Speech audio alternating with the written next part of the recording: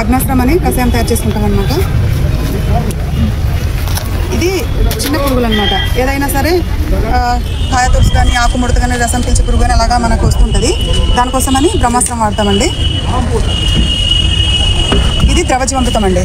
పొలంలోని మనకు సారంతం పెరగడం కోసము, అలాగే దుబ్బు దృఢంగా ఉండడం కోసం అనేసి జీవామృతం అనేది వాడతామండి.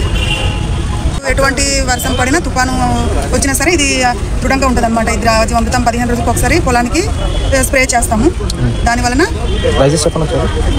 దీని ప్రైజెస్ సార్, ఇది 50 రూపీస్ సార్, ఇది 30 రూపీస్ సార్. ఇది ఎట్లా తయారు చేస్తారండి? ఇది పేడ సార్, పేడ శనగపిండి బెల్లం సార్. ఇది మన ఎకరా పొలానికి అయితే 200 శనగపిండి, 200 కేజీ బెల్లం సార్, 200 వాటర్ నీరుతో. ఇది ఒక ఎకరం సరిపోతుంది?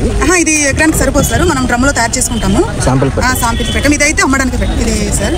ఇవి మీకు కావాలనుకుంటే మేము